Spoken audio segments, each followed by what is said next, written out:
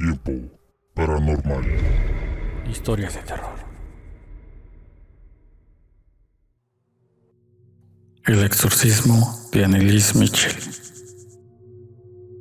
Nacida en Bavaria, creció en la pequeña localidad de Klingenberg, en esta misma región, en el seno de una familia católica de clase media.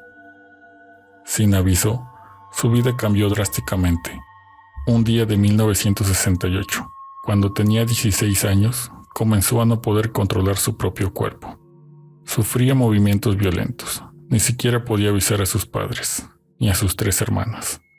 Poco después de lo ocurrido, en ese momento, el neurólogo de la clínica psiquiátrica diagnosticó epilepsia del gran mal, y a consecuencia de la dureza de sus ataques y de una fuerte depresión que padecía, Anneliese fue finalmente admitida en el hospital para disponerle de tratamiento. Poco después de que comenzaran los ataques, la joven alemana comenzó a ver diabólicas visiones, caras monstruosas durante sus rezos diarios. Incluso escuchaba voces que le decían que se cocería en el infierno. Ella mencionó los demonios a sus médicos una sola vez, explicando que ellos habían empezado a darle órdenes. Los doctores parecían no encontrar el problema, y Anneliese empezó a perder fe en que la medicina fuera capaz de curarla. Era ya cerca final del año de 1970. Esto no le impidió seguir estudiando en la universidad, pero ahí fue donde los ataques aún fueron más fuertes y continuos. Debido a la gran creencia religiosa de su familia y de ella misma, Anneliese empezó a creer que estaba poseída por el demonio. Le parecía que no existía otra explicación. Sus padres, desconcertados y frustrados al observar que la medicina que estaba tomando su hija no le servía de mucho, sino que aún empeoraba más, ya que venía padeciendo efectos psicóticos que incrementaban día a día. Rompieron los dictámenes médicos y decidieron llevarla a varios sacerdotes, solicitando que se le practicara un exorcismo.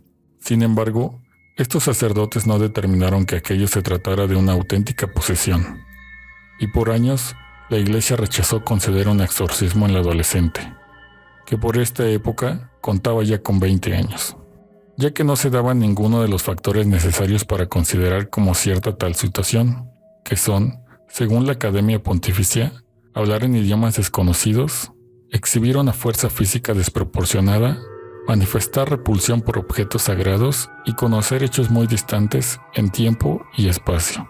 Además, no le evitaba. No había documentación sobre telequinesis ni nada que pudiera demostrar la posibilidad de que fuerzas sobrenaturales o malignas estuvieran involucradas. Por eso, no creían que fuera una posesión demoníaca genuina. Y la doctrina de la Iglesia Católica con respecto a estas prácticas es muy estricta. Le recomendaron que siguiera con su tratamiento médico. Pero ciertamente los síntomas que padecía la muchacha eran muy serios y altamente inquietantes. Se mutilaba a sí misma, comía moscas, carbón y bebía su propia orina. En 1974, después de supervisar a Anneliese por algún tiempo, el párroco Ernest, considerado un reputado experto en la materia, encontró verdaderos indicios de posesión demoníaca, ya que Anneliese se negaba a comer porque los demonios no lo permitían, exceptuando los insectos, siendo los arácnidos su plato de alimento principal. Dormía en el suelo de piedra en extrañas e imposibles posiciones.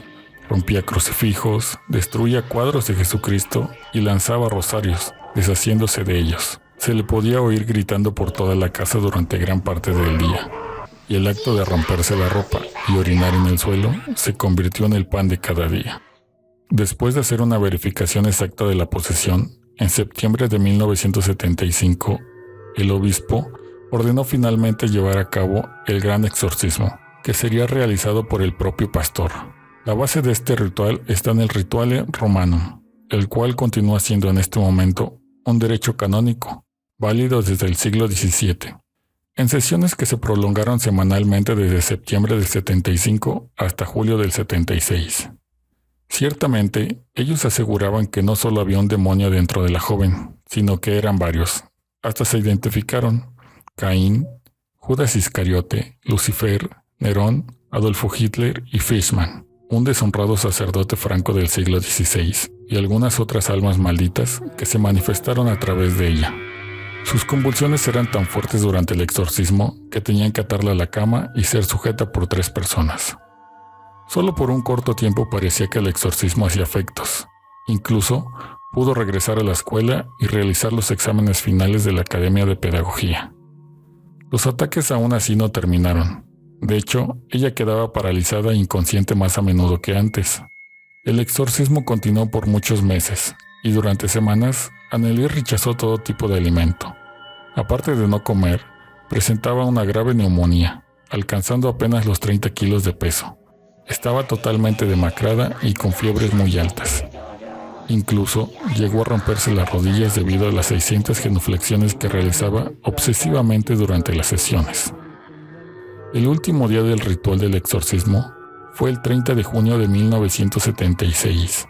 Exhausta e incapaz de hacer por sí misma las genuflexiones, sus padres le apoyaron y le ayudaron a seguir los movimientos. Se dice que la joven se giró a su madre y le dijo: Tengo miedo. Cayendo posteriormente inconsciente, Annelies murió. El exorcismo no dio resultado. Tras la muerte de la joven fueron arrestados por las autoridades sus padres y los 2 exorcistas. Según los doctores que testificaron en el juicio, le diagnosticaron a Annelies un severo caso de epilepsia, una condición que le hacía convulsionar y que afectó al cerebro con ataques de apoplejía.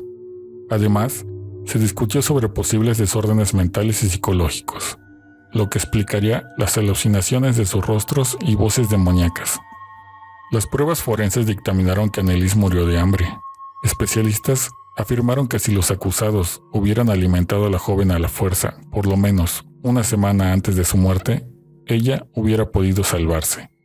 Los exorcistas intentaron probar la presencia de los malignos poniendo las cintas grabadas y se llegaron a registrar hasta 42 audios, en los que se oían extraños diálogos, como el de 2 demonios que discutían sobre cuál de los 2 debería abandonar primero el cuerpo de la chica.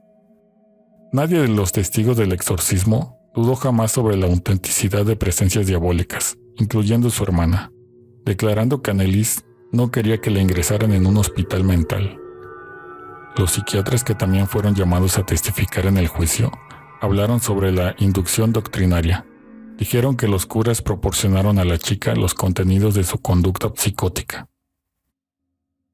El veredicto final fue considerado por muchos demasiado blando, ya que los padres y los exorcistas fueron declarados culpables de homicidio por negligencia y negación de auxilio. La condena fue de 6 meses de prisión y libertad condicional. Una comisión del obispo conferencia alemana concluyó después que Annelies Michel no estaba poseída. Aún así, los creyentes no dejaron de apoyarla en sus luchas.